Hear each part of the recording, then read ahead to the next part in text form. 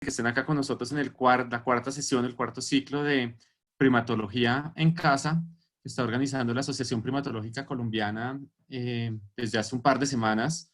Y hoy es un día muy especial para nosotros, de hecho, con un cambio de formato y que esperamos que les guste y que podamos interactuar con nuestro invitado de honor hoy en día. Hoy vamos a tener a Juan Carlos Serio Silva.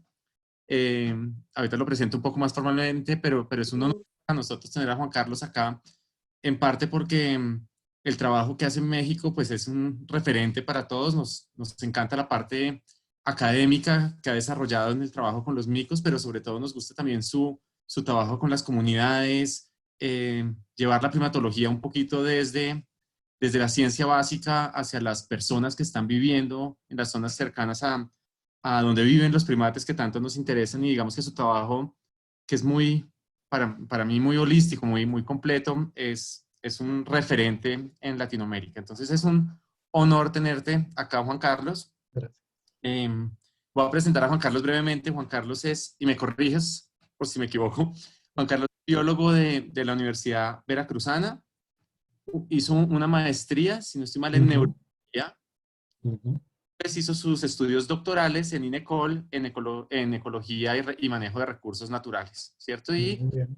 después de trabajar en varias universidades, desde hace muchos años está trabajando otra vez en INECOL, donde tiene un programa de investigación en primates que lleva ya muchísimos años y pues que es muy conocido en todo Latinoamérica. Solo para, Juan Carlos nos lo contará, pero Juan Carlos trabaja, si uno mira la hoja de vida de Juan Carlos es fascinante, no solo por el número de publicaciones, que no es lo que cuenta, pero la diversidad de temas en los que trabaja. Yo estaba revisando hoy, Juan Carlos, y me parecía lindísimo. Si uno mira las primeras publicaciones, muchas cosas de ecología, después algunas cosas de comportamiento, sobre todo con los monos aulladores allá, Lobata, Paliata Mexicana, pero también con otros grupos. Pero si uno empieza a mirar los artículos más recientes, son fascinantes. Son temas de cómo estrategias para que los niños aprendan a entender, digamos, estos temas de la primatología y del valor de la conservación, una cantidad de cosas que tiene que ver con la gente misma, desde los estudiantes hasta las personas locales. Entonces, la verdad que viendo la hoja de vida en orden cronológico, yo quedé pues muy inspirado por lo que has hecho, Juan Carlos. Entonces, solo para cerrar esta introducción, Juan Carlos, además de haber influido a decenas de jóvenes en el trabajo de primatología y de ecología en general, ha influido a muchos colombianos. Muchos estudiantes colombianos han terminado en su laboratorio. Algunos de ellos han sido casi que raptados como John, un estudiante, John Aristizábal, que trabajó con nosotros y en el mejor de los momentos se fue allá a trabajar con Juan Carlos y hicieron un trabajo precioso. Ahorita está Alma allá y entonces, no sé, Juan Carlos, te sentimos muy cerca a la primatología en Colombia. Estamos muy contentos de que puedas acompañarnos hoy y nos cuentes un poco de tus experiencias. Solo les cuento, Juan Carlos nos va a contar en unos 10, 15 minuticos un poquito sobre él, sobre su trabajo, sobre lo que él quiera. Y de ahí vamos a empezar a hacer unas preguntas y un conversatorio en donde le preguntaremos como algunas cosas principales de su trabajo, de su vida, y al final tendremos espacio para que las demás personas del público, o sea, todos ustedes puedan preguntarle a Juan Carlos. Tiene la disposición de quedarse un ratico con nosotros, Todo el aprovechemos, tiempo. genial, y aprovechemos que tenemos mucho que aprender de Juan Carlos. Entonces, Juan Carlos, mil gracias, de verdad, es un honor tenerte acá y estamos muy contentos de poder disfrutar este momento contigo. Pues al contrario, Andrés, en verdad, primero debo agradecerte que creo que tú conoces mejor o lo que describiste de mi hoja de vida, lo conoces mejor tú que mi familia. Entonces, es muy divertido escuchar esto. Y por otro lado, en verdad, yo admirándote tanto, tanto desde hace muchos años, aunque tú eres más joven que yo, me siento Poco. privilegiado por la oportunidad de estar interactuando contigo y escuchar también a todos los chicos jóvenes, los no tan jóvenes, colegas de otras latitudes, a los que pueda yo pues platicarles un poco de manera ligera por donde hemos estado recorriendo estos caminos de la primatología que llegaron a mi vida de manera inesperada. Ahorita les platicaré al respecto. Entonces, muchísimas gracias por la oportunidad. Estoy honradísimo por esta experiencia que nunca me imaginé que iba a suceder, Nosotros igual, y te tendremos en vivo en algún momento cuando se pueda. seguro. Pues entonces les comparto la pantallita para que eh, vean. A ver, acá.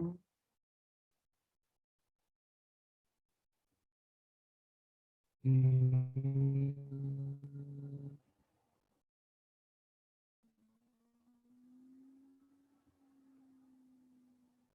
a ver, ¿dónde están los?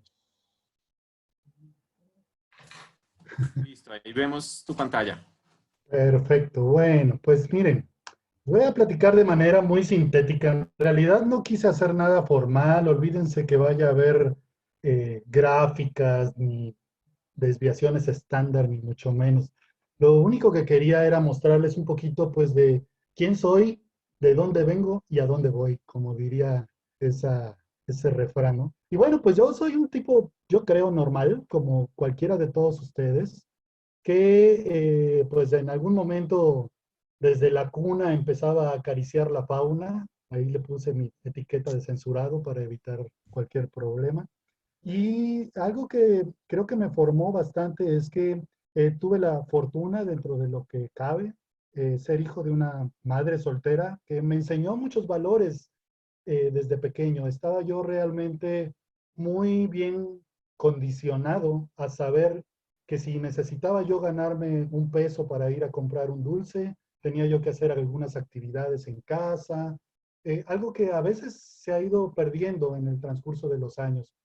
Pero también otra oportunidad que tuve en su momento fue que donde vivíamos era un sitio, pues digamos que en las orillas de la ciudad, y había todavía muchos cerros, muchos montes, donde había fauna y flora nativa, y un río, y había condiciones que te permitían ir a explorar, ¿no? Ese espíritu de curiosidad, esas ganas de querer saber qué es lo que hay un poquito más allá, y además cuando estás acompañado de los amigos que viven ahí cerca, pues en realidad siempre es una experiencia grata que te va forjando, ¿no?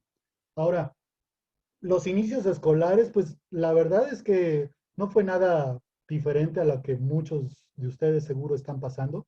Digamos que era un estudiante promedio, nunca fui el mejor, pero tampoco fui el más burrote, ¿no? La verdad es que siempre le echaba yo ganas. Y de nuevo, regresando a esta formación que mi madre que me inculcó, pues me volví muy competitivo. Le eché muchas ganas o intentaba echarle muchas ganas y me volví muy disciplinado hasta en el orden dentro de la casa, mi cuarto. No fui fuera de lugar eh, que me alterara en mis actividades cotidianas. Entonces eso me empezó a generar buenos resultados porque aprendí también algo muy importante desde muy pequeño, las ventajas de trabajar en equipo, el de hacer equipo y escuchar en equipo y argumentar en equipo. Eso en realidad eso es vital para muchas cosas en la vida, ¿no? Ahora, también me gustaba mucho leer, por supuesto. En esta foto que está arriba, van a ver ahí un tipo disfrazado de azteca, pues resulta que también le entré al teatro en su momento y pude, curiosamente, en esas clases y cursos de teatro que tomé, pues aprender muchísimo de conducta humana, de gestos, de expresiones, y eso parece mentira, pero también me ayudó mucho en la vida cotidiana. Entonces, empecé a familiarizarme con el gusto de estar estudiando sobre la conducta. ¿Sí? Bueno, pero ¿cómo fue mi primer acercamiento pues al tema de los primates? Pues resulta que es muy curioso porque yo empecé la carrera de biología, como dijo Andrés, y al final de la carrera de biología yo formaba parte del comité estudiantil y había decidido hacer mi tesis con conducta de ratas en laboratorio sobre selección del alimento y todo eso, enfocando a cosas de comportamiento, por supuesto. Y curiosamente tuve la oportunidad de invitar a un profesor que trabaja con primates en ese entonces lo invitamos a la universidad y él fue el que me propuso que si quería realmente hacer conducta, pues que de plano lo hiciera con monos silvestres.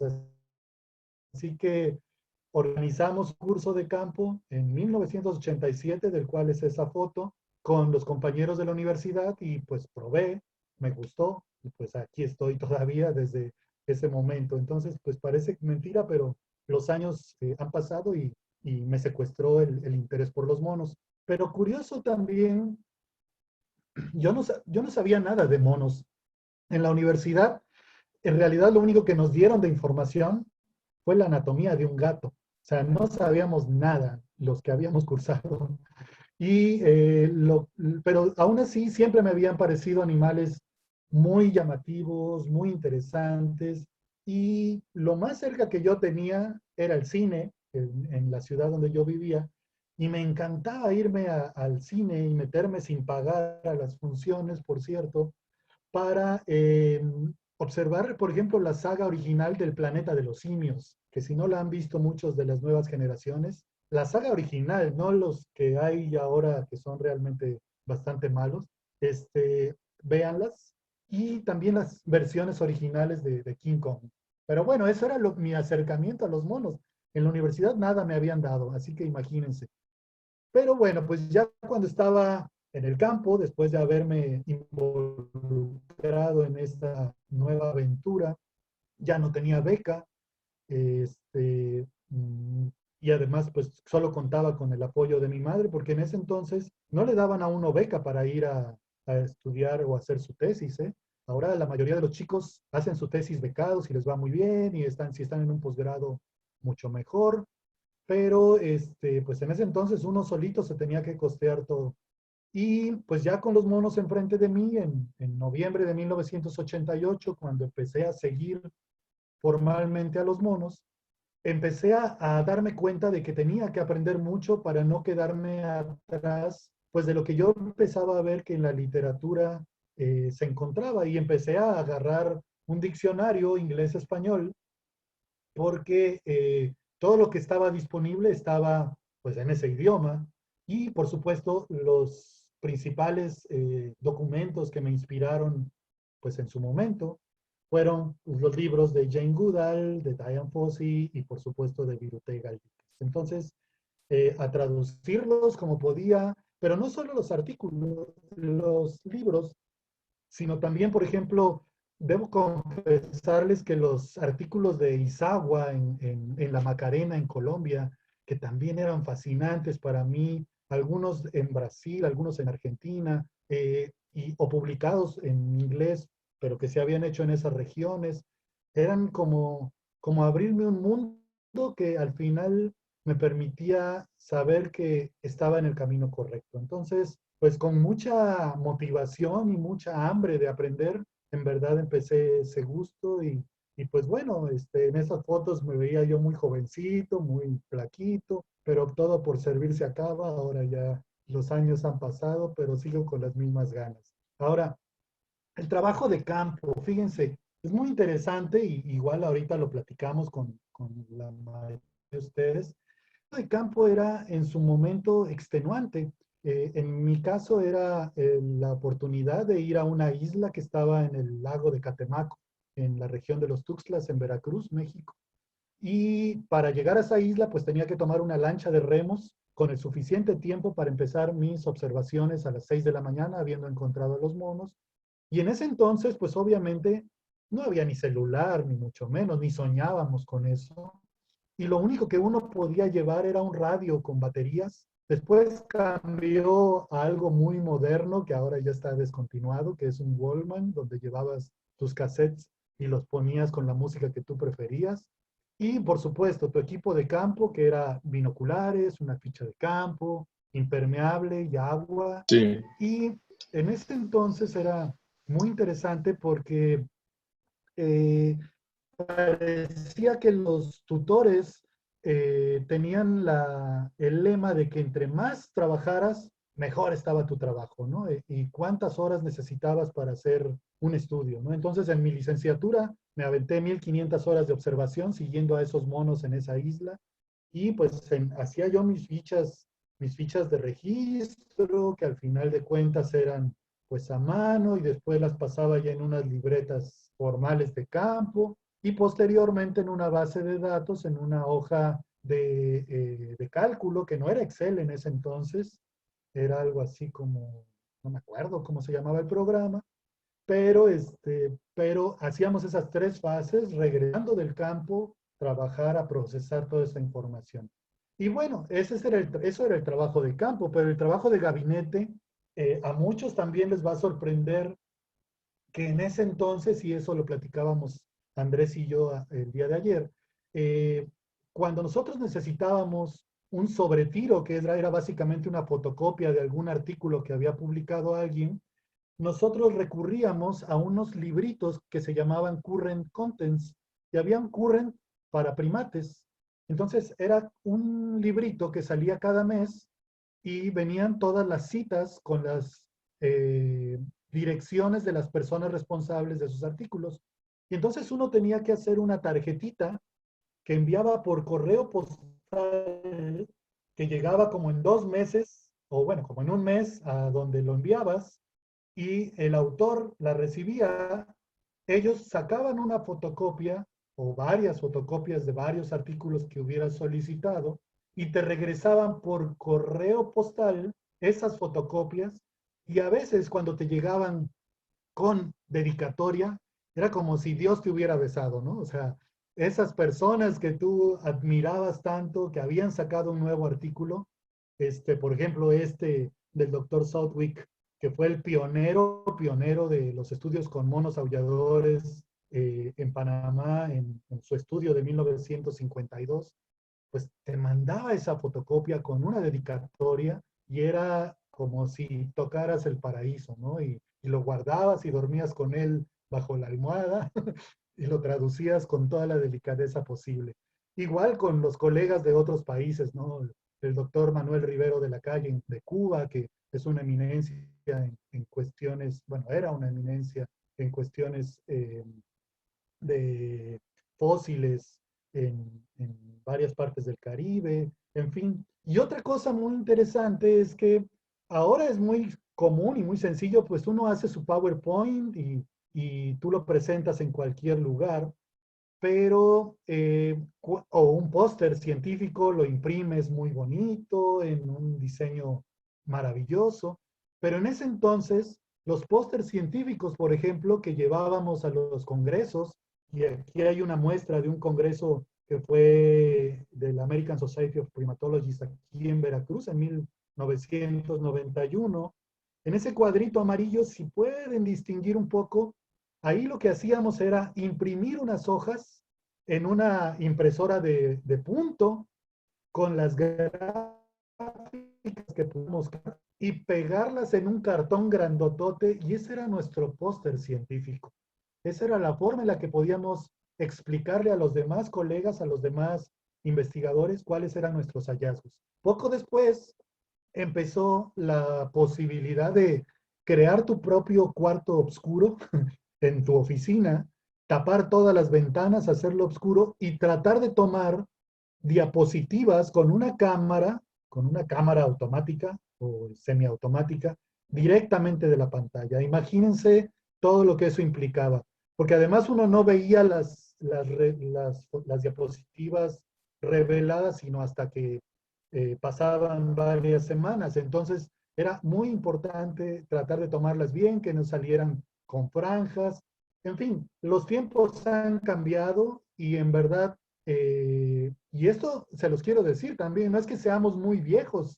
Esto ha pasado en un lapso de alrededor de 25 años y hace 25 años todo esto era lo natural. En fin, era para mostrarles un poquito de lo que tuvimos muchos que nosotros enfrentarnos, tanto en el campo como en el procesamiento de datos en el gabinete.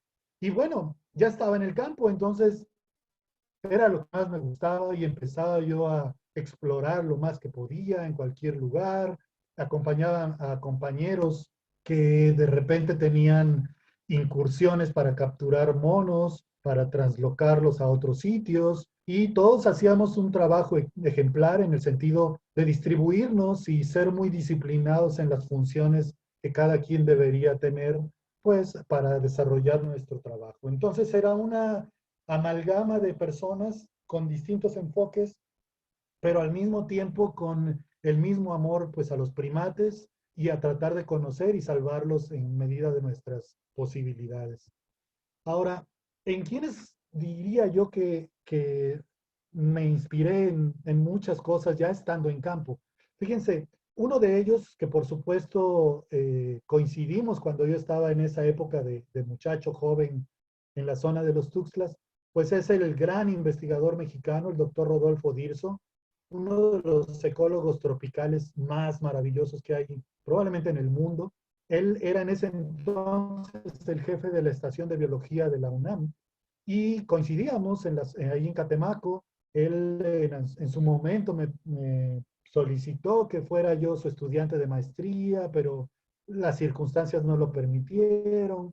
Seguimos siendo muy amigos y le agradezco muchísimas cosas que al final motivó en mí este gran investigador. Ya sobre la marcha, tuve la oportunidad de interactuar con gente que parecía mentira que uno los hubiera leído en sus artículos, como la doctora Carolyn Crockett, la doctora Catherine Milton, el doctor Joe Erwin, Jean y Stuart Allman, que son pues los meros meros de las cosas de comportamiento. Y ellos eran quienes al final motivaban a que uno le echara ganas, que le pusiera fuerza y energía para no quedarse en el camino. Posteriormente, ya un poco más formado, empecé a interactuar con alguien que también es un ejemplo de persona, el doctor Randy Kais, que de la Universidad de Washington siempre tomó su, en, su, en, sus prioridades el estudio, más bien la participación de los investigadores en las comunidades y sin duda ha sido uno de los impulsores de lo que ahora mismo hago con mi equipo, por supuesto, porque todo lo que hable yo no es que lo haya hecho Juan Carlos Serio, sino todo el conjunto de personas que han estado conmigo durante todos estos años.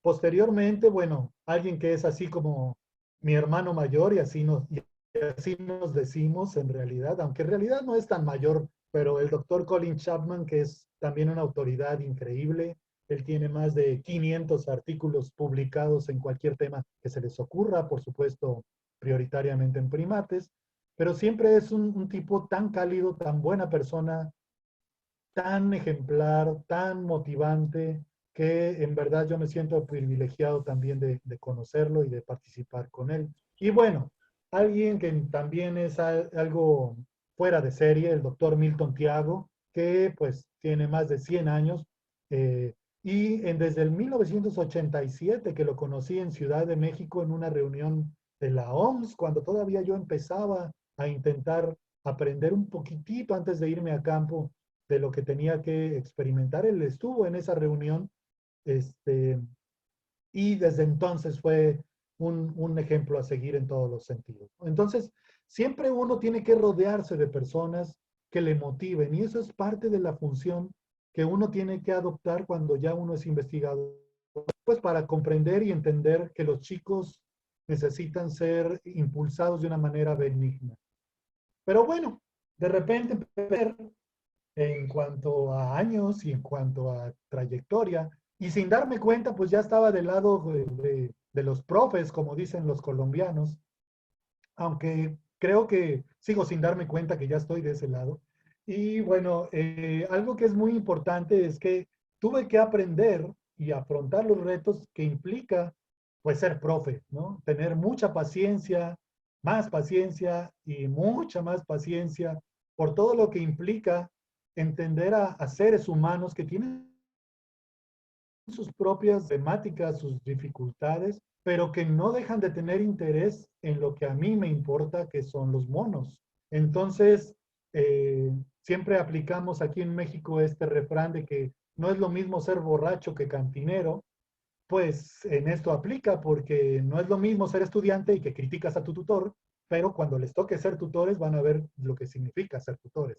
Entonces, es muy interesante porque durante muchos años he tenido la oportunidad de convivir con muchos chicos, algunos estudiantes formales, graduados, que se han que han obtenido sus investigaciones con un servidor y después han migrado y ya son investigadores renombrados en muchos institutos o universidades, lo cual me llena de satisfacción, pero por el gusto de verlos como si fueran una especie de una rama que creció de uno mismo y que uno quiere ver frondoso con muchos frutos y que esté aportando pues evidentemente a la ciencia, a la conservación y al estudio de los primates. Mi primera estudiante graduada, si la ven en el extremo izquierdo de la parte baja de la diapositiva, pues fue el 9 de junio del año 2000, hace 20 años, con una chica que ni siquiera era bióloga, era nutrióloga, y que me dio la confianza de que hiciéramos un trabajo sobre nutrición con monos, y esa fue mi primera estudiante de licenciatura. Después siguieron muchos más, yo todavía no terminaba el doctorado ahí, y me di ese, ¿cómo decirlo? Ese reto, esa misión de que aún siguiendo yo en mis estudios de doctorado, yo tenía la obligación de empezar a formar chicos porque el tiempo corría y el tiempo había que intentar aprovecharlo lo mejor posible. Por ahí hay en varias de las fotos, chicos excepcionales que están en mi corazón, que están en todo lo que he aprendido y sigo aprendiendo de ellos. En verdad ha sido fantástico, se han ido multiplicando y si ven la figurita que está ahí arriba y los que conocen mi oficina saben que yo tengo un sofá cama, pues es justo más o menos así lo que nos toca a los tutores hacer. Siempre llegan y hablamos de sus problemas existenciales, de sus depresiones, de sus ansiedades, de cómo esto repercute en sus proyectos. Y uno, también tenemos un refrán aquí en México que dice, más sabe el diablo por viejo que por diablo. Y entonces uno tiene esa posibilidad de aconsejar a los chicos que genialmente están depositando su confianza en ti y pues uno tiene que intentar orientarlos de la mejor manera. Entonces, hay gente que ha pasado para hacer sus tesis conmigo, hay algunos que han pasado para hacer prácticas profesionales, hay, por ejemplo, el caso de la doctora Jessica Lynch, que está en esta imagen del lado izquierdo en la parte inferior. Jessica, curiosamente, bueno, ahora es una eminencia en los aspectos de genética en el mundo y de primates, por supuesto. Y ella, curiosamente, estaba estudiando filosofía en Hungría cuando alguna vez recibí una carta por correo postal de que estaba buscando una oportunidad pues para conocer a los monos, nada más, para saber de qué se trataba el asunto.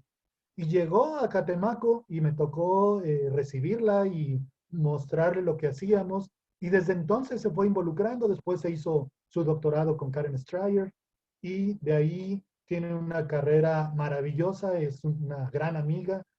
Y esta gente que llega es la que te inspira, la que sabes que de alguna manera u otra uno sembró una semillita que ahora parece ser que germina en muchos otros lados. Y bueno, y todos los chicos son maravillosos, todos los que han pasado, colegas que inclusive han fallecido, que nos han roto el corazón y ahora siguen todavía permanentes por muchas razones.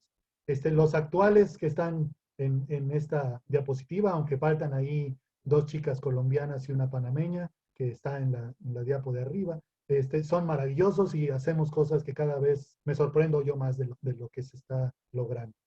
Pero bueno, por supuesto que uno empezaba a crecer en trabajo de equipo. Y esto repercute en publicaciones, los artículos científicos, las tesis, pues sí, son importantes y para eso es que nos pagan estando en una institución académica, pero en algún momento nos preguntamos si eso realmente era conservar a los primates y a su selva. Y nuestra respuesta fue que quizás no, que quizás estábamos siendo demasiado egoístas y estando solamente haciendo lo que a nosotros nos interesaba, pero sin dejarles nada a cambio, ni a los monos, ni a la selva, ni a las comunidades.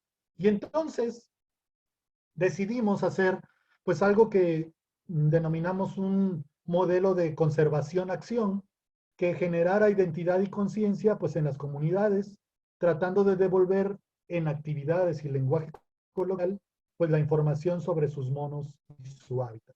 Entonces empezamos a crear documentos derivados de nuestros trabajos típicos de ciencia tradicional, pero en libros de divulgación que nosotros pudiéramos repartir siempre de manera gratuita, y eso se los quiero dejar bien claro. Nunca hemos vendido un solo libro, todo se distribuye gratis por todos lados y conseguimos fondos de donde podemos para seguir imprimiendo. Y entonces empezamos a hacer eso y por supuesto el trabajo directo con hombres, con mujeres y niños en las comunidades. Eso lo podemos profundizar más al ratito, pero el entrenar a chicos varones en las comunidades para que participen con nosotros y explicarles qué hacemos, por qué lo hacemos, por qué es importante, eso lo hemos fomentado. El trabajo con las señoras, con las mujeres para crear grupos de artesanas que se inspiren en los monos y que con eso creen productos que después puedan vender a través de festivales que nosotros creamos, y ahorita les platicaré de eso. También otra cosa importante, pues los talleres que se hacen con los niños en las comunidades, que ellos sepan cuál es la ventaja de tener esos monos en esos lugares, que se apropien, que sepan que son parte de su patrimonio natural y que sientan que en realidad es algo valioso, que deberían de compartirlo visualmente, pero no dañarlos, ¿no? Y algo importante también que hemos intentado de manera adyacente a lo académico, pues es establecer cursos de primatología de campo que se han implementado en varios lugares de aquí de Tabasco y de Veracruz, que son los que nos han permitido también sembrar otras semillitas de personas que pues han ido a sus propios países a trabajar con esta formación que se les da. Otra cosa con la que nos sentimos muy orgullosos de haber contribuido es que hemos interactuado con las autoridades de los sitios donde trabajamos y, por ejemplo, este documento que tienen en pantalla es un documento que se publica en el periódico oficial del gobierno del estado de Tabasco, en donde se declara al municipio como santuario sagrado del mono zaraguato negro. Esto tiene muchas implicaciones. La realidad es que con ello se le da un estatus de protección a la especie y se le protege de una manera mucho más efectiva a través de este tipo de gestiones que se tienen que hacer desde el grupo que hacemos academia, ¿eh? O sea, no es una iniciativa personal, es del grupo de personas que estamos en esto. Y bueno, de ahí empiezan a haber cosas muy interesantes, ¿no? Como el involucrar la imagen de los monos en cosas como los carnavales, en las fiestas, los festivales que se hacen en algunos sitios. Este es el carro alegórico de la comunidad de Balancán, en la ciudad de Villahermosa, donde es dedicado al santuario del mono, y ahí ven a la embajadora, ay, perdón, a la embajadora del municipio, que es como la reina, y el mono ahí con una bocina gigantesca que va aullando por todas las calles. En fin, todo eso al final de cuentas es gestión de imagen de lo que los monos deben representar para todos nosotros. Y bueno, y esto también pues se acentúa más, se trata de enfatizar más en una serie de festivales que hacemos en varios sitios, en varios lugares, tanto en Tabasco lo hemos hecho, pero específicamente en los últimos 6 años, y vamos por el séptimo, en la comunidad de Catemaco, Veracruz, en la zona de los Tuxtlas, donde hemos hecho estos festivales ya con la participación de la gente local. Si se dan cuenta, todos los logos que están ahí, de los hoteles, de las tiendas de pinturas, de las universidades, es un trabajo comunitario para que sepan que esos días se van a dedicar precisamente a los changos, que son los monos araña, y los monos, que son los monos aulladores, que se denominan precisamente tesoros de los Tuxtlas y que cada año tienen una especie invitada que tradicionalmente es una especie en peligro de extinción o de ubicación local para la zona. En fin, esas son las cosas en las que nos hemos involucrado Ahora tenemos una modalidad de este festival que se llama Changos y Monos va a tu comunidad. Y ese festival Changos y Monos va a tu comunidad está recorriendo precisamente a estos sitios que muchas veces no pueden venir al festival grande, y les llevamos un módulo itinerante a estos lugares donde también hay cine, proyección de películas, bueno, cine, por supuesto, pláticas, talleres, actividades de todo tipo. Entonces, al ratito, si hay oportunidad, les presento unos clips de video que les va a dejar más claro qué es lo que estamos haciendo. Y bueno, pues eso era a grandes rasgos lo que quería platicarles por si tienen alguna pregunta para que empecemos el conversatorio. Gracias. Bueno, Juan Carlos, no, pues interesantísimo. Eh, Estoy además feliz de que los 10 minutos se hayan transformado en una descripción Ya, mucho calla.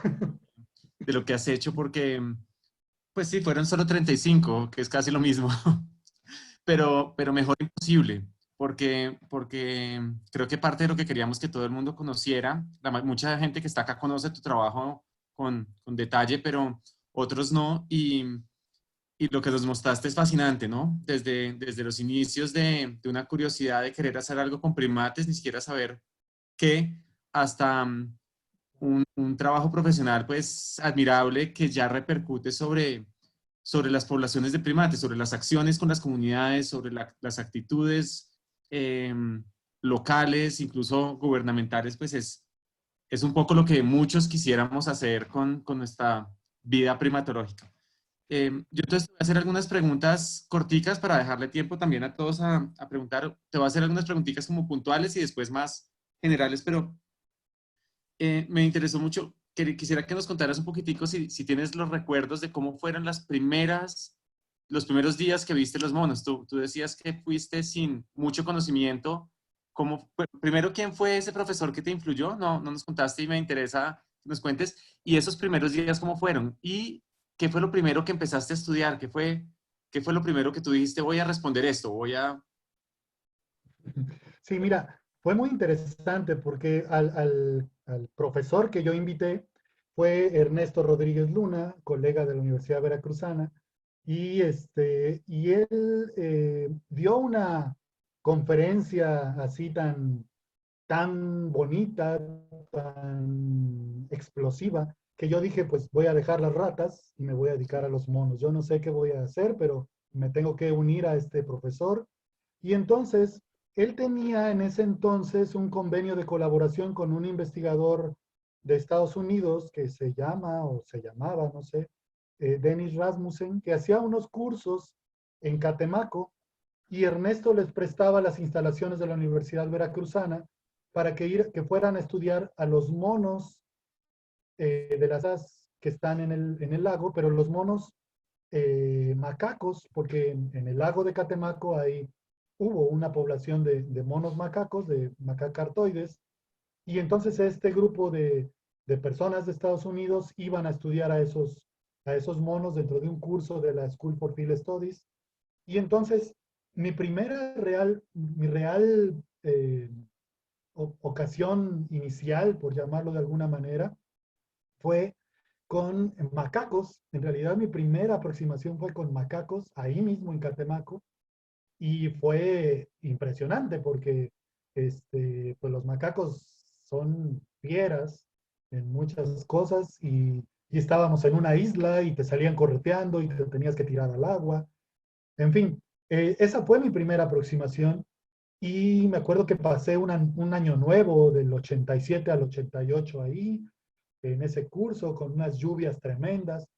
Y yo dije, si lo sobrevivo esto, seguramente me voy a dedicar a esto. Y bueno, creo que parece que lo sobreviví, porque después ya me metí en el 88, a finales del 88, a estudiar a los monos aulladores. Y evidentemente es diferente porque pues los aulladores son arborícolas, y entonces yo tenía que llegar a la isla sin saber dónde estaban. No es una isla tan grande, pero no había caminos bien hechos, ni mucho menos, y había que buscarlos. Y esa primera impresión siempre es la que se te queda. Yo recuerdo mucho que cuando me los encontré de frente, porque esa isla tiene como una forma de pirámide, entonces uno podía ver a los monos enfrente de uno, porque la copa de los árboles estaba enfrente de uno, ¿no?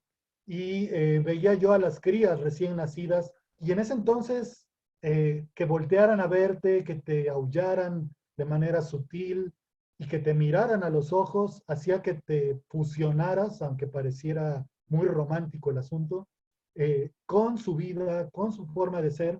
Y bueno, ahí me quedé 9 años en esta isla, entonces era así Increíble. como mi casa, ¿no? Era un momento en que yo estaba en esa isla y no había nadie, nadie, más que mi radio a veces. Juan Carlos, no, es fascinante. Yo creo que esa primatología de antaño tan remota tiene una carga emocional muy grande. Es muy... Una pregunta que tenía, ¿cuál fue tu primera publicación? ¿Cuál fue la primera publicación y qué sentiste cuando publicaste tu primer... Fue muy curioso porque esa primera publicación formal, digamos, fue en una revista que ya no existe, pero sigue en línea, por cierto, que se llama Laboratory Primate Newsletter. Era una publicación que creo que debe haber sido de las primeras que trabajó con monos, o sea, que era dedicada a monos especialmente. La editaba Judith Schreier de la Universidad de, no me acuerdo realmente. El caso es que era un artículo que relataba el comportamiento de los monos después de haber sido translocados a esta isla. Fue un artículo muy sencillito que salió en 1997. Ahí está, en el número de Ay, agosto, creo. genial. Otra preguntita de tus años iniciales. Me pareció lindísimo cuando mencionabas, me alcancé a acordar que personas como el doctor Isawa, que fue muy importante, digamos, acá en primatología en Colombia, te marcaron mucho. Yo te lo cuento como desde mi perspectiva. A mí alguien que me marcó mucho fue Colin Chapman. De hecho, fue la primera persona que me envió un artículo, como tú decías, después de meses, a la que le escribí un correo pues, correo tradicional que se va hasta, él estaba, no sé si en McGill todavía Estaba y en Florida en probablemente. Florida, perdón, y fue la primera persona que me respondió algo sobre primates, sobre gemelos en primates. Wow. Y en ese sentido, digamos que Colin ha sido también un referente para mí, una persona que admiro primero por su majestuosa obra académica, pero también como una persona supremamente cálida. ¿Cómo fue tu relación con Colin? ¿Cómo surgió esa amistad y esa relación académica que en últimas yo siento que es como transgeneracional porque yo veo estudiantes, entre ellos John y muchos, que a través de ti también llegaron a armar un equipo muy bonito con Colin, con Jessica, con mucha gente de ese grupo tan importante de primatología en el mundo. Sí, eso es algo que es muy interesante. Colin es el tipo más adorable e increíble que yo puedo decir que ha hecho cosas maravillosas. Por ejemplo, tiene algo que a lo mejor muchos de ustedes no conocen, que es un proyecto que se llama la Clínica Móvil en el Parque Nacional Kivale. Entonces, él consiguió fondos del gobierno de Canadá para mandar una ambulancia a Uganda, que anda recorriendo todas las comunidades del Parque Nacional Kivale y con medicamentos, con enfermeros, con médicos, para ir haciendo pruebas de VIH, de todo lo que ustedes quieran, de paludismo, para darles sanidad a mucha de esta gente, que uno diría, pues eso qué tiene que ver con los monos, tiene mucho que ver, muchísimo que ver, es un tipo impresionante. Y algo que también yo procuro como lo dijiste, fomentar, es que mis estudiantes no sientan que es la relación del doctor Chapman con el doctor Juan Carlos, ¿no? Papacitos, mamacitas, escríbanle a Colin que él siempre les va a responder y háganse cuates de él y trabajen y así empezamos a trabajar desde hace muchos años. ¿Con qué datos tienes tú? ¿Qué datos tengo yo? Vamos a ver cómo los interpretamos. Él dice que me admira, pero yo no le creo. Y yo lo admiro muchísimo. Y hemos estado juntos en muchos lados, ha venido a nuestros cursos. Es un tipo genial, en verdad es fuera de serie. Sí, genial. Me parece que esa relación es afortunada. Te pregunto unas cositas más actuales y después un par de preguntas más filosóficas y dejamos que también la gente de pronto participe. Eh, Claro. ahorita, ¿cuáles son tus proyectos? ¿Qué proyecto tienes, mejor dicho, fuera de este periodo de cuarentena? eh, ¿Cuál es el proyecto que estás adelantando ahorita? Mejor dicho, ¿tiene algún tema específico que estés como abordando o es algo de largo plazo que sigues trabajando? Ujú. Pues es que, mira, yo siempre les digo a los chicos que somos como un gran rompecabezas. Todos los que hemos pasado por este mundo de la primatología, hemos aportado una piececita chiquita que se junta con otra piececita que aportó otro estudiante, que después será un colega, y empieza a untar de ser irreverente y pensar que vas a descubrir la primatología o la biología de tu primate de manera más clara, pero en realidad siempre estás generando nuevas preguntas. Algo que estamos ahora con los chicos que están actualmente trabajando, eh, los mexicanos en particular, eh, de manera muy real del tráfico de primates. De repente, en el pasado, hace unos 15, 20 años, alguna aproximación con algunos números sobre el tráfico de primates en México, pero en realidad hay muchas cosas del fondo social que lleva a la gente a hacer este tipo de, pues, de ilegalidades que no se han explorado y justo con una de mis estudiantes estamos trabajando ese tema. Con otra de ellas estamos trabajando los aspectos que tienen que ver con la dispersión de semillas y las características de las semillas a través de haber sido ingeridas por los monos. Otro trabajo que también nos ocupa muchísimo es el de conocer de qué manera puede cambiar la percepción de la gente local a través de la influencia de documentales participativos, de documentales, videodocumentales, que uno de mis estudiantes, que es genial para hacer esto, ha desarrollado con las prioridades que la misma gente está sugiriendo que le interesa saber o explorar de los monos. Entonces, comparar sitios entre sitios en áreas perturbadas contra sitios en áreas de reserva. Y otro trabajo también muy interesante es la aproximación que tenemos hacia la contaminación por metales pesados. Estamos realmente muy interesados en cómo la fragmentación del hábitat, pero muchos otros factores que llevan a la presencia de metales pesados en el ambiente están influyendo en los monos y en el estrés que provocan ellos. Entonces, son trabajos, como te decía, como piececitas de un rompecabezas que en su momento van a embonar entre ellos. De acuerdo, ¿no? Lindísimo, Juan Carlos, y de hecho se ve en la diversidad de temas que has abordado a lo largo de tu carrera, ese rompecabezas, cómo se va armando, que yo creo que al principio era inimaginable. Mi idea. Hace, no he podido mirar mucho las preguntas, después vamos a darle más oportunidad, pero Leandro pregunta algo.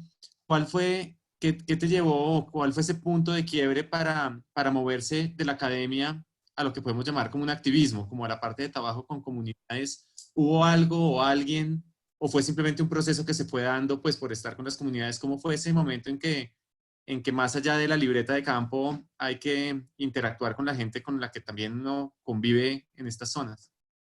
Fíjate que fue un proceso muy natural porque yo hablo mucho con la gente cuando estoy en campo, mucho, y les pregunto de sus familias y así como me tomo esos atrevimientos, ellos tienen todo el atrevimiento de preguntarme todo, lo que quieran, de todo a todo. Entonces empieza a haber una cierta complicidad en la que cuando ellos te preguntan, bueno, ¿y usted, pues, para qué hace esto? ¿Por qué viene desde tan lejos gastando tanto dinero? Sí, pues ¿para qué me va a servir a mí, no? Y entonces tú tienes que hacer ese gran esfuerzo de explicarles. Y de repente yo regresé a mi oficina en algún momento y le pregunté a mis estudiantes en ese entonces, a ver, dime cómo le explicarías al señor que vende periódicos en la esquina de tu casa, cuál es la importancia de tu proyecto. Y esa reflexión empezó a caer en todos nosotros, que teníamos que empezar a ser mucho más dóciles en nuestro lenguaje y en la forma de empezar a trascender para que la gente comprendiera y se identificara y participara en este tipo de iniciativas.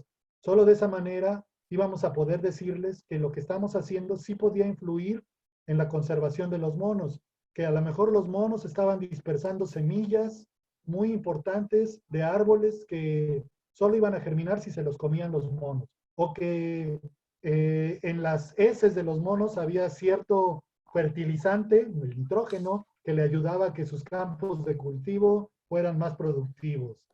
Cosas de ese tipo para empezar a involucrar a la gente, ¿no?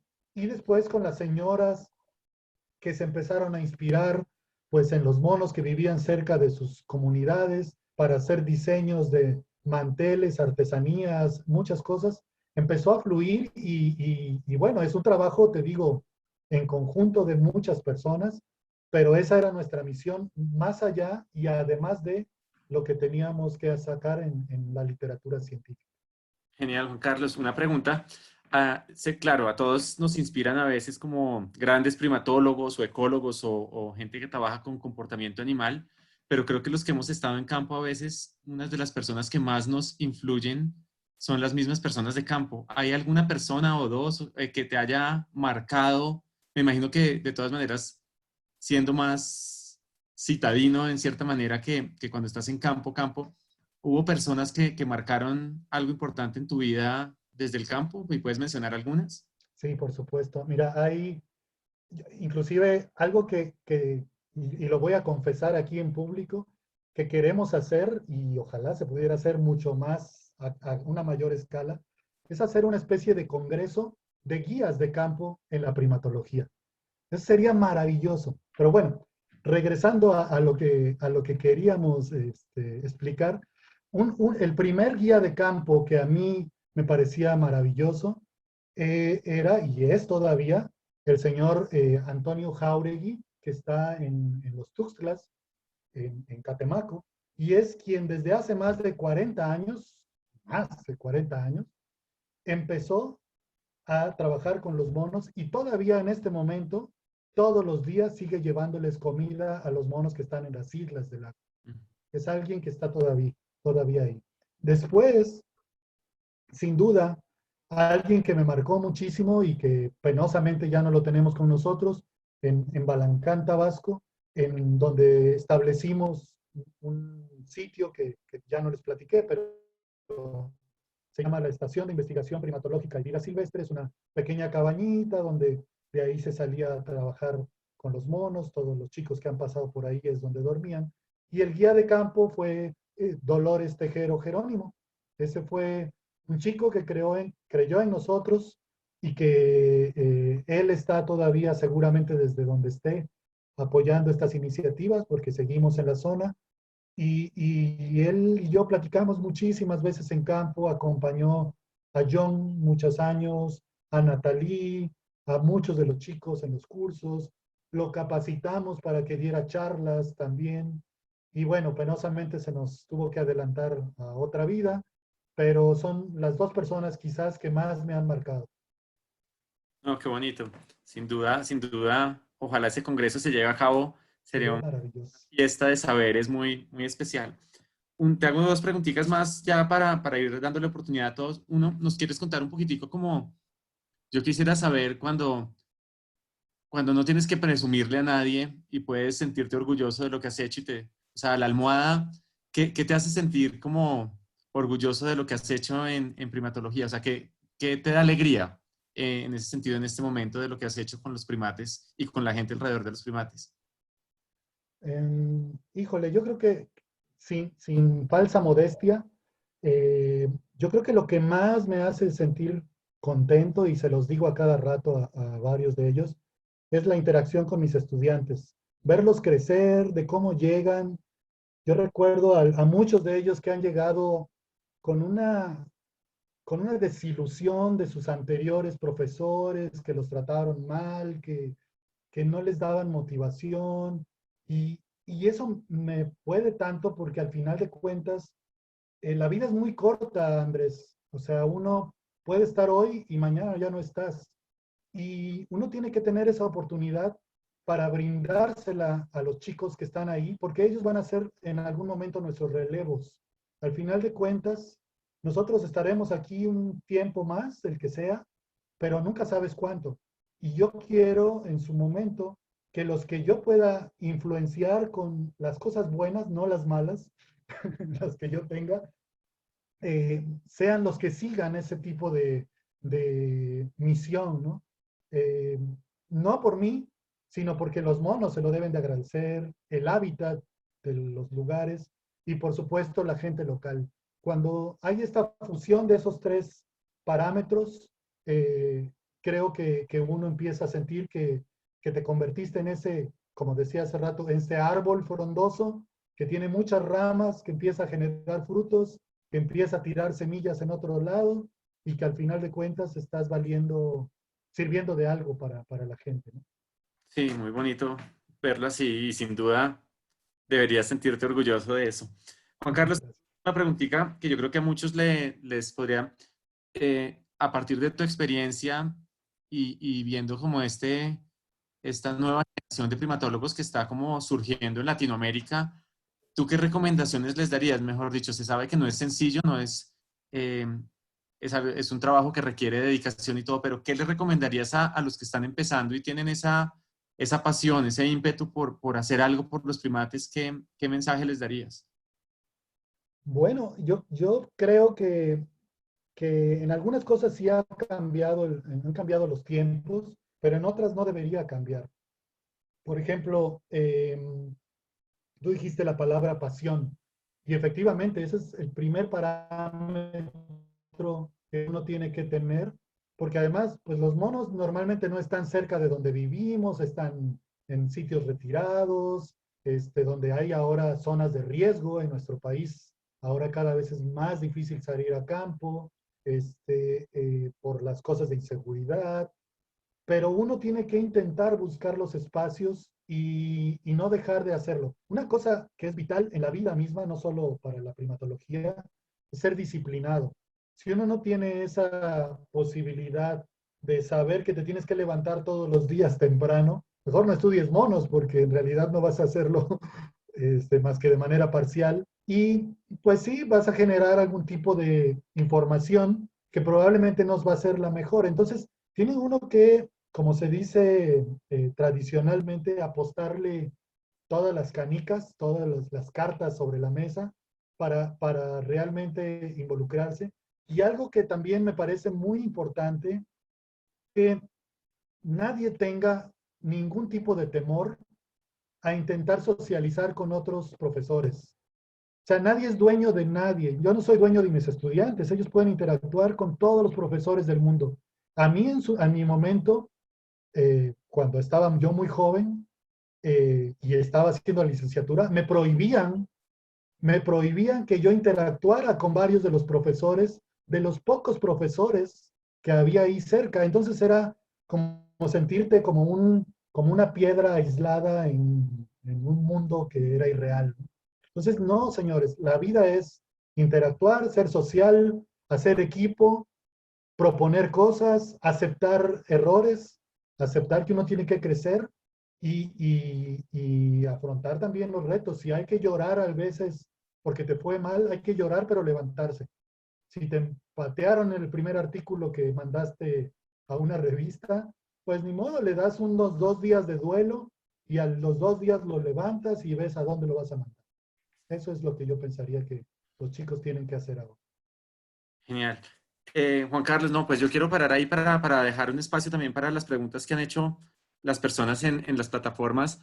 Quiero agradecerte enormemente, mejor dicho, esto es inspirador. Creo que voy a tomarme el tiempo de poder verla de nuevo, esta charla, porque de verdad que es una oportunidad para que todos aprendamos de una trayectoria muy bonita que ha sido tu carrera en la primatología y pues de nuevo, mil gracias por estar con nosotros y los que están en el público han hecho algunas preguntas, si quieren escriban, es difícil darles la palabra por el manejo de micrófonos, pero si quieren escríbanos y tanto Sebastián como Vanessa pueden leer las preguntas a Juan Carlos con sus nombres y vamos haciéndolas las que no se hayan respondido ya o las que vayan surgiendo. Entonces, si quieren escribirnos, podemos quedarnos un ratico más y Sebastián o Vanessa o Carolina les pueden pasar las preguntas a Juan Carlos. Juan Carlos, entonces mil gracias. De verdad No, que hombre, gracias. muy chévere tenerte acá.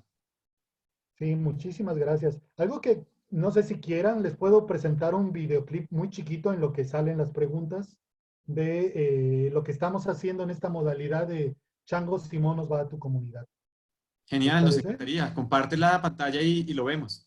Ok, vamos a ver cómo lo hago. A ver.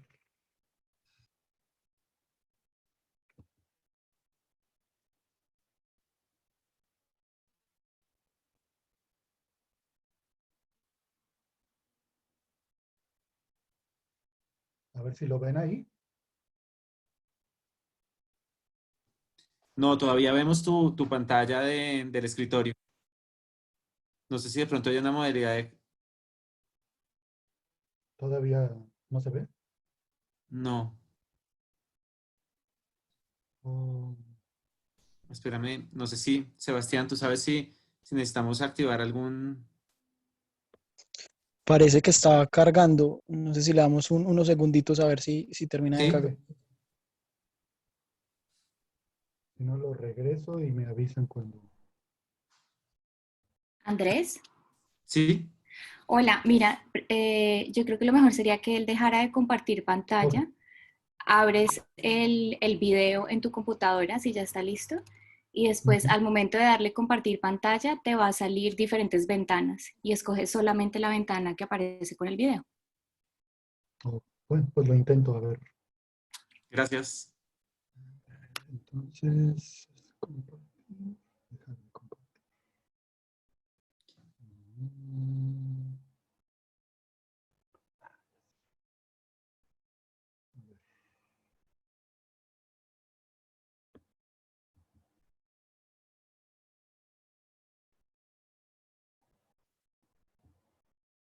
O si tienen alguna pregunta mientras, igual yo voy Sí, ahí compartiste, platicando. pero otra vez tenemos tu escritorio. No se compartió la... Ok, entonces dame un segundito. Voy a hacerlo. ¿Quieren ir buscando algunas preguntitas?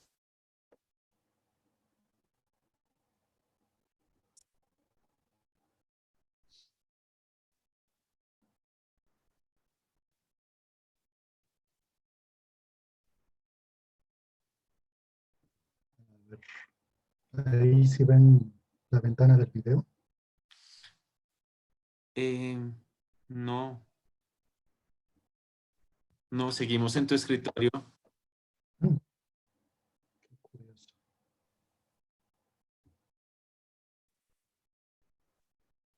Bueno, ven y yo miro alguna preguntita por acá. Vamos.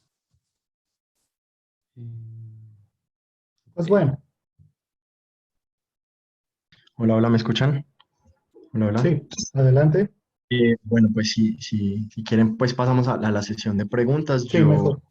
tengo unas preguntitas de Zoom. Primero que todo, muchísimas gracias, Juan Carlos, pues por compartir tu experiencia con nosotros. La verdad es bastante inspirador, y sobre todo para nosotros los jóvenes que estamos haciendo nuestros primeros pinitos en esta ciencia. Tanto así que hace que queramos pues continuar con mucho más entusiasmo en todas estas actividades en pro de la conservación de estos organismos tan fascinantes. Claro, Entonces tengo aquí unas preguntitas y ahorita pasa Vanessa con las preguntas de Facebook. La primera gracias. pregunta la hace Jaime Carrillo y pregunta cómo se realizan operativamente esas actividades comunitarias y qué respuestas han tenido por parte de las personas. Pues en realidad hay varias comunidades que tenemos planeadas en el transcurso del año, pero hay algunas que también vamos improvisando sobre la marcha. Por ejemplo, los aspectos relacionados con trabajo de campo lo hacemos durante las mañanas y en las tardes nos tomamos tiempo para hacer esta modalidad que les decía que se llama Changos y Monos va a tu comunidad. Y es este tipo de festival que les fomentamos a la gente local en sus comunidades para que sepan la importancia de los monos que tienen ahí pegadito a sus casas muchas veces y por qué son importantes y para qué existen razones para estudiarlos con gente que llega de lejos. inclusive en algún momento involucrar a gente local para que estudie a los propios monos desde carreras técnicas o al final ventas hasta en universidades, ¿no? Por otro lado, también tenemos pues los festivales que son ya con fechas establecidas en el año. En el mes de octubre, el festival que tenemos en Catemaco se llama Changos y Monos, Tesoros de los Tuxtlas.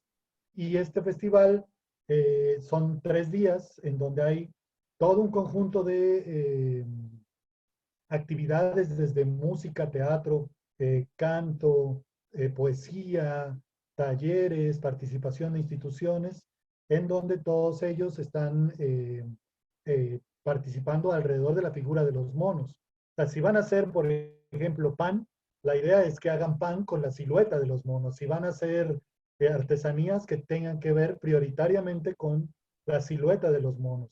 Si van a cantar algo, que sean canciones que tengan que ver con los monos, ¿no? Y en verdad ha sido realmente fenomenal porque la gente ya se prepara para los festivales. Este es un conjunto de organizaciones, de personas que estamos ahí en la zona y que nos fusionamos porque el Instituto de Ecología solo no podría hacerlo, con las autoridades locales, con las autoridades del Estado, y bueno, y trabajamos juntos finalmente para tratar de sembrar, aunque sea una semillita de las personas que van ahí. Hay días en que tenemos 1000 personas en el cierre de la noche, y si 5 personas de esas 1000 se van con la idea de que los monos son importantes, con eso nos damos por satisfechos. Wow, fantástico. Otro usuario pregunta un aspecto un poco más actual sobre el COVID-19. ¿Tú crees que esta pandemia tenga un impacto sobre la conservación de los monos araguatos y cree usted que se verán afectados en algún aspecto en particular?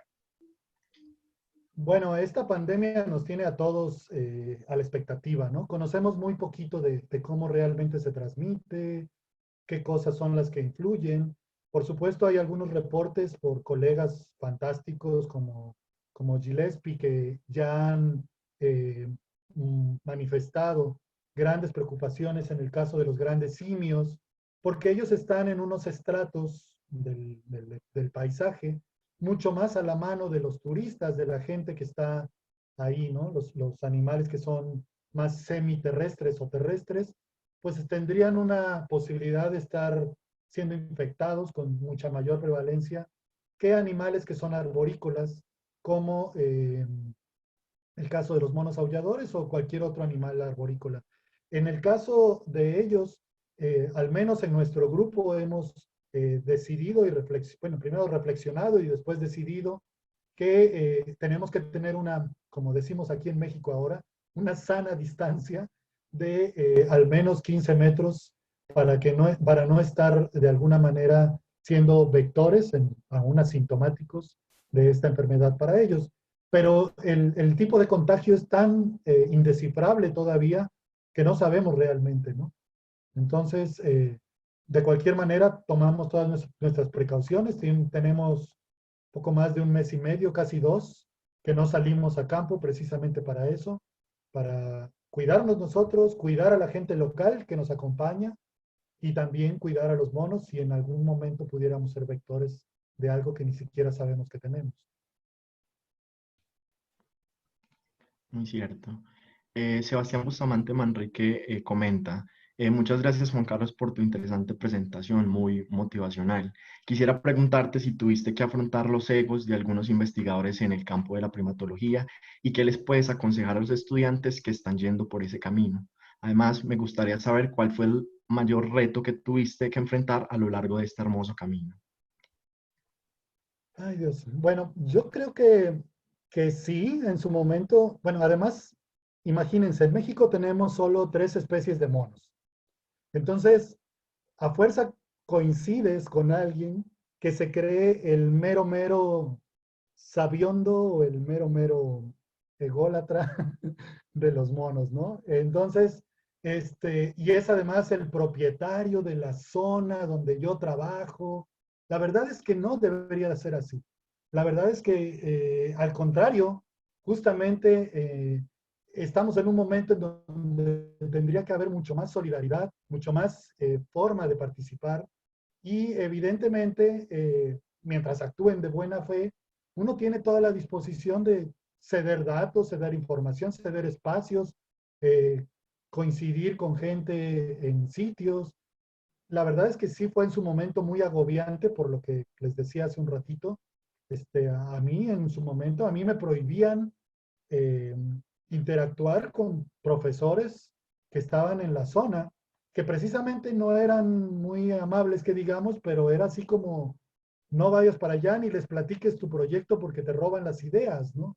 Cuando al contrario, uno lo que quería era retroalimentación para crecer y para saber qué más podía uno hacer, ¿no? Las cosas yo creo que empiezan a cambiar, o quizás creo que en México han cambiado. Aún siguen algunos remanentes de eso, pero yo no sé en otros países, y si este es el caso, la, el consejo, la sugerencia sería que justo estamos en un momento tan de crisis que no podemos meternos a esas payasadas. Literalmente son payasadas en donde no podemos estar pensando que son mis grupos, mi área, y hay cosas que abonar, pero obviamente también hay canales, ¿no? O sea, no se trata de, pues ya llegué y me meto a tu espacio y etcétera. Oye, vamos a trabajar juntos porque quiero probar esta hipótesis y todo mundo trabajamos y lo hacemos de manera maravillosa. Yo creo que esa es la forma. Y del mejor momento, bueno, más bien el momento más difícil, creo, era la pregunta, ¿no? Eh, yo creo que fue justo hace 4 años, porque no lo comenté, pero cuando regresé precisamente de un viaje a Uganda con el doctor Colin Chapman, que amablemente me invitó a conocer la zona ahí en Jibale, cuando yo regresé fui diagnosticado con cáncer. Y entonces para mí fue muy penoso dejar a mis estudiantes abandonados, entre comillas, aunque en realidad todo el tiempo estábamos en contacto, dejarlos ahí porque yo no sabía si iba a volver. Yo tenía que pasar quimioterapias que me mataban literalmente, no me dejaban hacer nada. Y al final de cuentas, sabía que la vida era un instante. Y mis estudiantes estaban, según yo, quedando a la deriva, aunque en realidad fueron tan fenomenales que sacaron cosas, creo que mejor que si hubiera estado yo presente. Entonces, fue un poco esa angustia que tuve. No es propiamente con los monos, pero sí con mis estudiantes que estudiaban a los monos. Entonces, ese cáncer me dio una lata, pero bueno, ahorita todo está controlado y esperemos que así siga. Nos alegra saber eso. La siguiente pregunta es muy interesante. La formula Esteban Rivera y él comenta, sin duda la conservación de primates y en general va de la mano de la administración, de las administraciones gubernamentales. En este sentido, ¿cuáles son los retos de involucrar a los gobiernos locales y cuál es el rol que estos deberían cumplir en programas de conservación? Fíjate que es bien interesante eso porque yo creo que gran parte de nuestro problema que hemos tenido durante muchos años en muchos países es que somos los académicos los que no hemos intentado ir a tocar la puerta hasta que se cansen para que nos abran y les expliquemos por qué es importante nuestro trabajo. Esto sucedió, por ejemplo, en el sitio en Balancán, ¿no? Fuimos y ante el presidente municipal y ante los regidores y todos los del cabildo, como se llama, les fuimos a decir 500 veces hasta que se cansaron y nos abrieron y les explicamos por qué era importante para el municipio tener una imagen, una identidad a través de la figura de los monos. Y entonces ellos empezaron a darse cuenta que pues a lo mejor no les quitaba ni dinero ni esfuerzo, que al contrario les podía generar muchos beneficios. Y es un poco de esa audacia de uno mismo que tiene que ir a vender su proyecto y sus ideas y convencerlos y hablarles claro en el lenguaje que ellos entienden, que a veces es terrible, ¿no? O sea, ellos hablan de business y de lana y de todo, pero si uno les dice, bueno, si usted piensa que los monos van a ser un atractivo, van a venir probablemente gente a hacer turismo en su comunidad, va a haber más movimiento en la economía local porque van a estar dejando dinero a lo mejor en los hoteles, en los restaurantes, en los paseos. Entonces ellos lo ven desde otra óptica. Y uno gana porque entonces le da cierta identidad al lugar y la gente empieza a apropiarse. Y entonces como la gente local dice, ah, pues entonces empiezan a llegar turistas, pues a lo mejor yo puedo ganar un poco más. Y entonces de esa manera empieza a armarse todo el recorrido de beneficios. Ahora, las autoridades ambientales tienen su propia responsabilidad. Pareciera, por lo menos en México, que si no es el tema del jaguar, pues parece que no hay ningún otro animal más importante. Y la realidad es que hay muchas especies muy importantes, dentro de esas los monos, y esa es parte de lo que tenemos que ir también a decirles a ellos, a las autoridades ambientales, me refiero a las secretarías, que no se olviden de las demás especies, que tenemos suficiente información, pues para que ellos piensen de qué manera colaborar con los académicos y con los chicos nuevos para trabajar en favor de la conservación y del manejo adecuado de estos animales. Muchas gracias. Camila Bastidas Domínguez pregunta, durante la implementación de estas estrategias con las comunidades, ¿han encontrado personas que puedan estar en desacuerdo con este tipo de actividades? Y si es así, ¿cómo manejaron esta situación? Sí, bueno, uno tiene que ser muy cauteloso. En realidad, no es que llegas a imponer nada. Uno trata de sugerir ideas, de sugerir formas de manejo, pero si alguien te dice, ¿sabe qué? A mí no me importa lo que usted piense de los monos, ni se meta a mi parcela, ni se meta a mi predio, pues no te metes porque puede estar inclusive en riesgo no solo tu vida como investigador, sino la de todo tu grupo y muchas más actividades que uno quiera desarrollar en otras zonas. Luego es muy común que se empiecen a contagiar versiones que no son las adecuadas.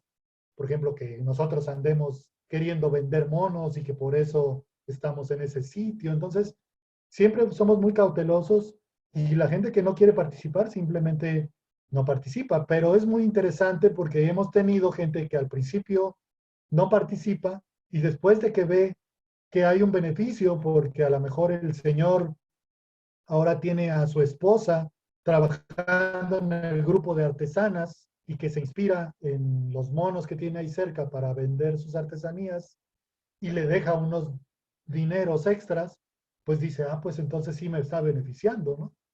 Entonces es un poco el ir manejando de manera dócil la información y las cosas que uno quiere proponerle a la gente, pues no para nos beneficiarnos nosotros, aunque nuestro beneficio sería que los conserven a los animales y su hábitat, pero más allá el beneficio para la gente local en alguno de los sentidos, ¿no? Que los niños de las escuelas aprecien mejor a los monos y no les estén tirando piedras, en fin, hay muchas posibilidades. Sí, ahora que lo mencionas de los artesanos, hay una pregunta formulada por Rosa Narváez. Ella quiere saber si usted gestiona directamente los trabajos con los grupos de artesanos o se apoya en alguna institución. Bueno, hay varios compañeros del grupo que tratamos dentro de un grupo que hemos denominado, no sé si lo vieron, grupo de estudios transdisciplinarios en primatología, de abonar en diferentes disciplinas, precisamente. Hay diseñadores, hay economistas, hay biólogos, veterinarios, etcétera, etcétera. Ideas de cómo la gente puede crear sus productos y cómo podría sacarles un beneficio extra, ¿no? Entonces, eso es desde nuestra óptica, pero hay también eh, compañeros dentro de esta organización que tienen mucho más experiencia que nosotros trabajando con mujeres en las comunidades, ¿no? Por ejemplo, en Catemaco está la señora Conchita y el señor don Lorenzo Arteaga, Costa y Lorenzo Arteaga, que tienen muchos años trabajando con las señoras de las comunidades Y ellas precisamente tienen más confianza con estas personas y nosotros llevamos pues las propuestas, los materiales para que sea un fondo semilla inicial en el que la gente de los grupos de las comunidades tiene que saber que es un fondo semilla, un fondo económico que es para empezar el proyecto y que después ellas tienen que saber que tienen que sacar su ganancia, que tienen que saber cómo reinvertirlo, sacar sus propios materiales.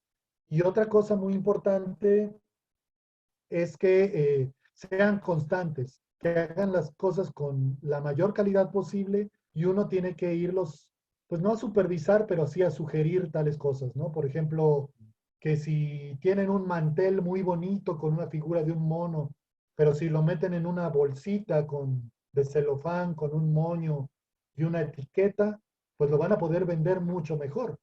Entonces, que si lo sueltan así como sea, ¿no? En fin, esa es un poco la estrategia. Y hemos tratado de colocar sus productos en los festivales. En los festivales ellas tienen una sección especial, todo el parque de uno de los lados está dedicado a las artesanas, más de uno de los lados, casi dos lados. Sus productos y muchos productos también nos los traen a Jalapa. Hacemos como sublínea para que si a alguien se le antoja un servilletero o no sé, un mantel o miel o alguna cosa que ellas hubieran trabajado, pues nosotros se los vendemos y a ellas les regresamos inmediatamente su dinero. Muchas gracias.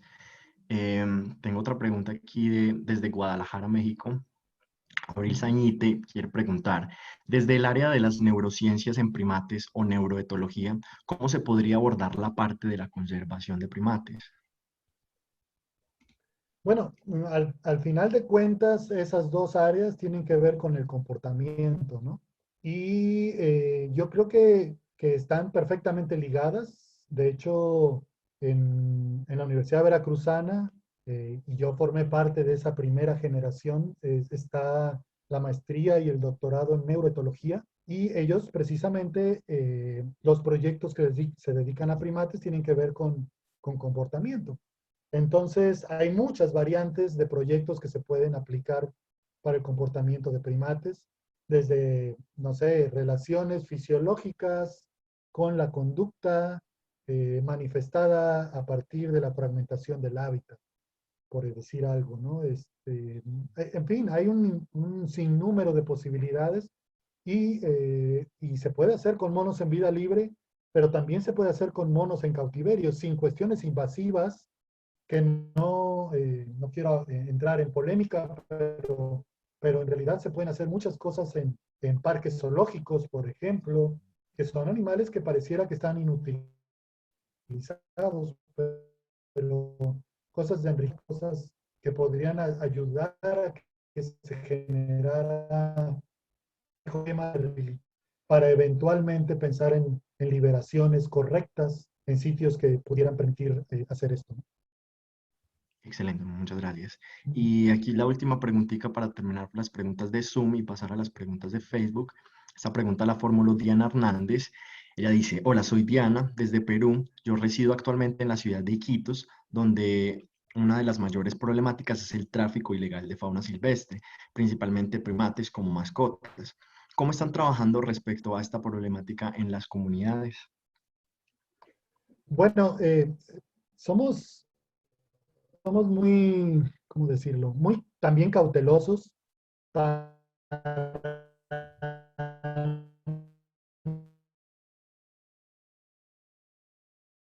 no, pero al mismo tiempo procuramos darles información del por qué no es algo que sea correcto, ¿no? O sea, les damos la información de que, por ejemplo, como en muchas especies, para tomar el individuo pequeño, la cría, tienen que matar a la madre o tienen que matar a más individuos de los grupos y que entonces eso lo que causa es que se lleven a un individuo que en el futuro va a ser un animal muerto en vida porque no va a ser fácilmente que lo puedas volver a socializar y eventualmente liberarlo. Trabajamos un poco con eso a través de talleres, como decíamos, también información con la gente local, con los libros de divulgación. También trabajamos mucho con el cine documental que están desarrollando actualmente estos chicos.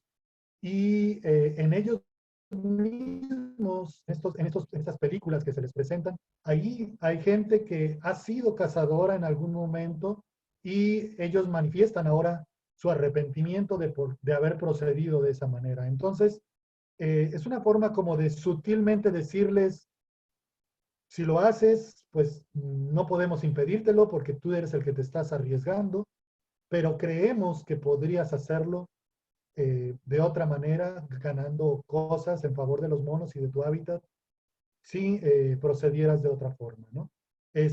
Y bueno, para esto estamos haciendo precisamente ese diagnóstico con una de mis estudiantes, con Zaira, que está trabajando muy fuertemente con cosas muy importantes sobre estadísticas globales, sobre las cosas que tienen que ver con el proyecto del diagnóstico y sobre todo, de nuevo, las causas sociales que orillan al tráfico. Porque parece mentira, pero uno piensa que siempre es la pobreza lo que orilla a llevarse a, a alguien a ser traficante. Y la realidad es que no. Hay evidencias que pueden sugerirnos que a veces es más por encargo, por gente que ya lo ve como una forma fácil de obtener dinero, pero procuramos de nuevo ser muy sutiles para mostrarles que hay otras posibilidades, que los monos están ahí cumpliendo otras funciones, que inclusive les pueden beneficiar en muchas otras maneras, más allá de venderlos en un mercado en cualquier otro sitio. Excelente. Muchas gracias, doctor Juan Carlos, por compartir todos sus conocimientos. La verdad es un honor tenerlo aquí y a nivel personal me motiva aún más para seguir en esta área del conocimiento que es tan hermosa. Bueno, No se damos paso. venzan porque en verdad la vida es muy corta. Y Sí, tienen que meterle mucha energía, crean en sí mismos. En fin, todavía no terminan las preguntas, pero en verdad entiendan eso. O sea, uno tiene que estar ahí insistiendo hasta que se harten de nosotros para que sepan que nuestros monos en nuestros países son importantes y que sepan que tienen un valor especial. sí, totalmente de acuerdo. No sé si Ivani está por ahí con las preguntas de Facebook. Hola, hola. Hola, Hola, Vani. profe. Profe, muchas gracias por la charla. En serio que sí, yo estuve enamorada de los primates desde hace mucho tiempo, ahora estoy mucho más motivada. Linda, Entonces tengo muchas algunas gracias. preguntitas que pues en general en Facebook pues, son puras felicitaciones, como saludos y todos encantados con tu trabajo. Bueno, entonces aquí tengo una. Me preguntan sobre tu trabajo con la comunidad, que una vez entraste, como hicieron parte de la comunidad del trabajo, que si pudieron evaluar el estado de conservación de los primates o de las especies que estaban allá y qué cambios se pudieron observar.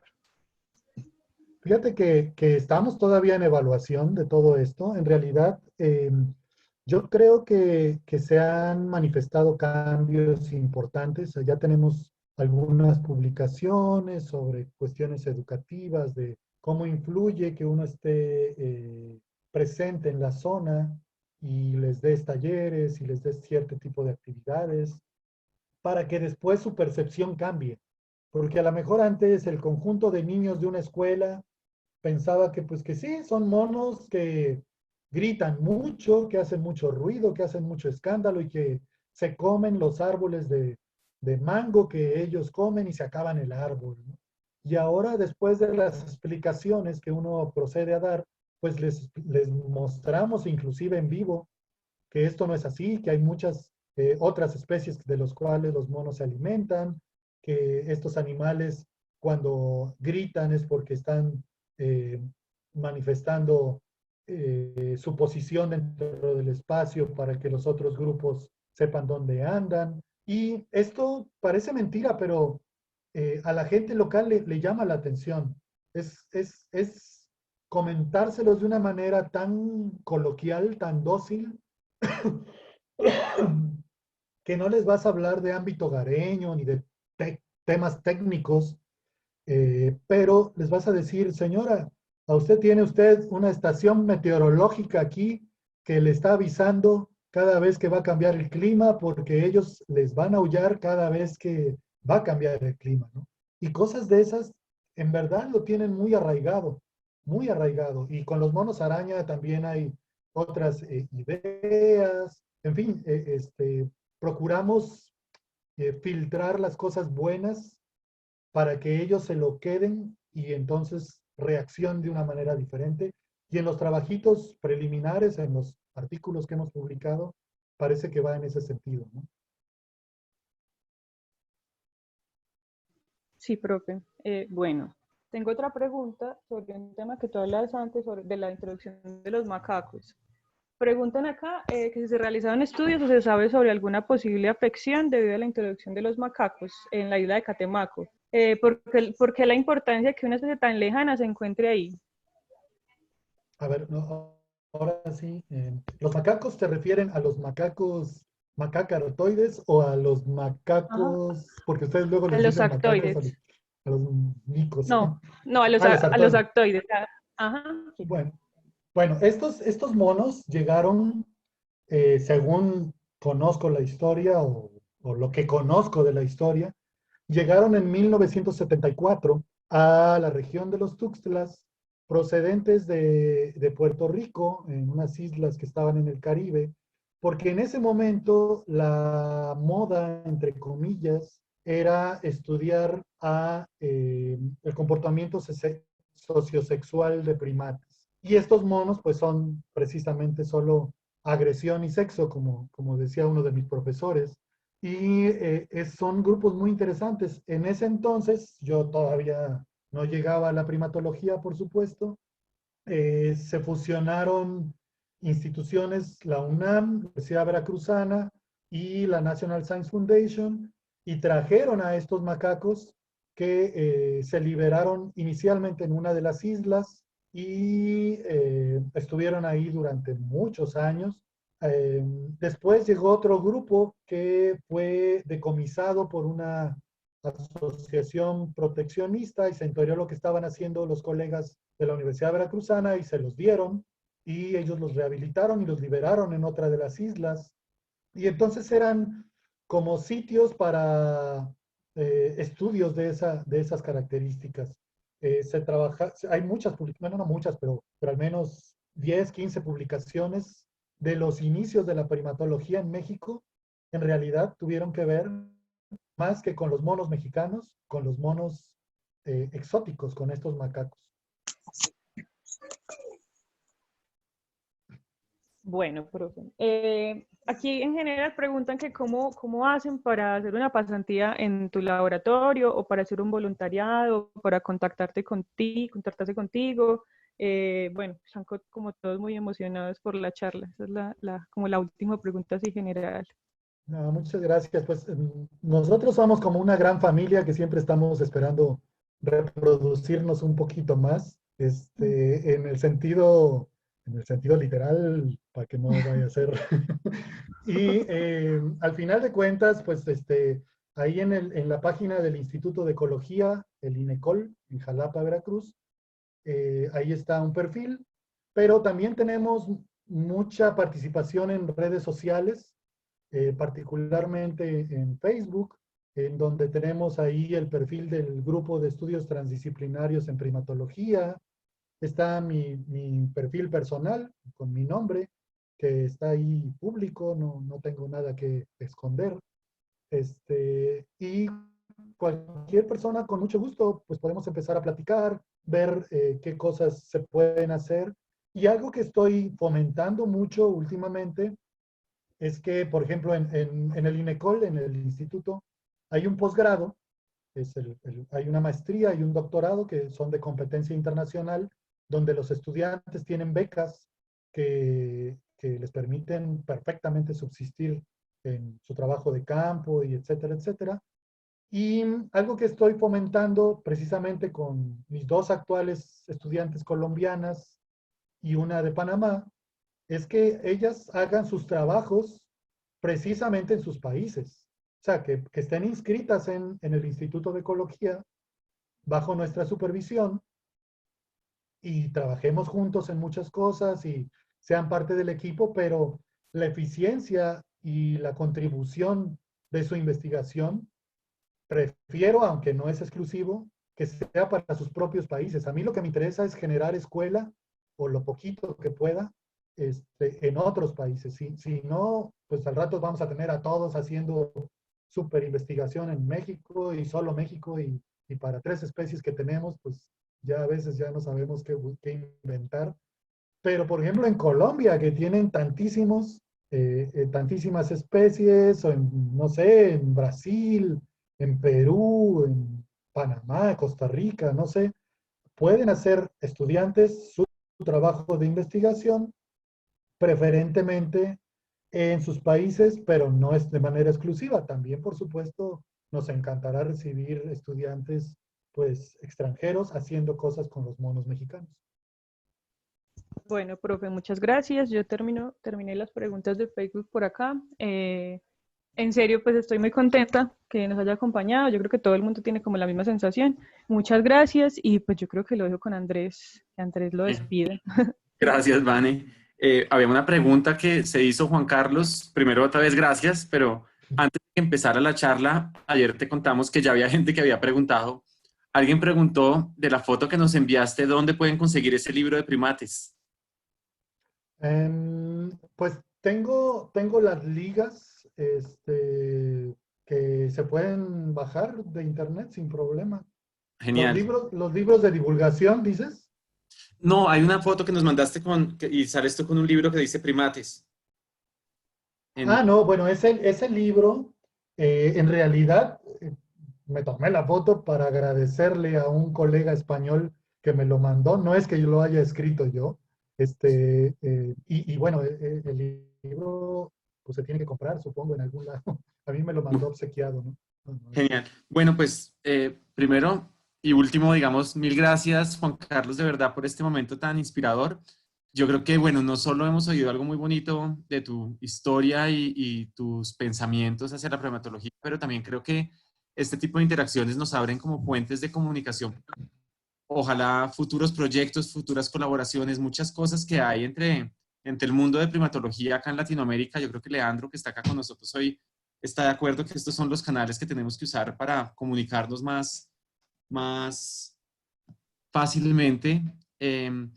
Y, y no, pues estamos muy contentos. Aprovecho para contarles a todos los que están acá, con las palabras que acaba de decir Juan Carlos, nuestra próxima invitada es de hecho una estudiante de Juan Carlos, Alma Hernández, que trabaja uno de los micos más amenazados del mundo, en el Chocó colombiano, estos monos Ateles fusiceps, y tiene un proyecto también muy bonito, un trabajo de mucha perseverancia, como dice Juan Carlos, que se necesita. Entonces los invitamos a todos al 5º ciclo de primatología en casa, con Alma Hernández, que nos va a contar un poquito de este trabajo tan maravilloso. Catalina, que está por acá con nosotros, también es parte de ese equipo.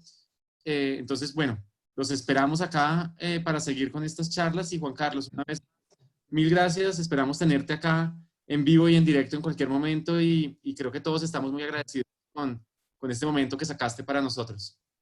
Yo solo quisiera abonar que, bueno, ahorita que dijiste de Alma, Alma es la estudiante más, ¿cómo dicen ustedes? ¿Berraca? O sea, Berraca.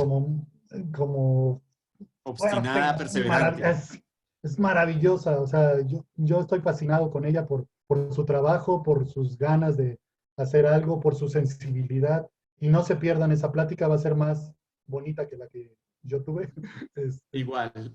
Y otra cosa final es que, en verdad, uno está inspirándose todos los días de colegas, de lo que lees, de lo que percibes en videollamadas, de ahora que veo a Leandro, todo lo que ha hecho por impulsar la Sociedad Latinoamericana de Primatología, por organizarnos, por disciplinarnos, porque los latinos somos muy curiositos para organizarnos.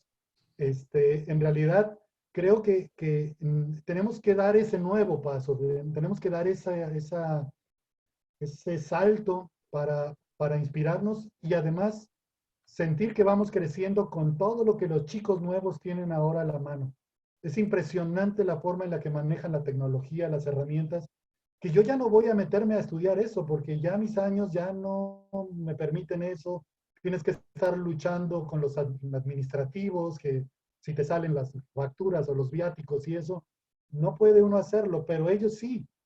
Y entonces uno aprende y uno empieza a proponer cosas y ellos son unos magos, es como si sacaran del sombrero un nuevo conejo cada día. Y para mí es una carrera tan estimulante que no dejo de amar lo que hago, ¿no? Entonces, gracias a todos ustedes, gracias a mis colegas, a ti Andrés, que desde siempre eres un referente en el alma para muchas cosas, y la confianza de haberme mandado a gente linda que tenías contigo, y a lo mejor los destruí un poquito, pero, No, pero, para pero nada. ahí te van de vuelta. Y bueno, y pues gracias a todos por escucharme.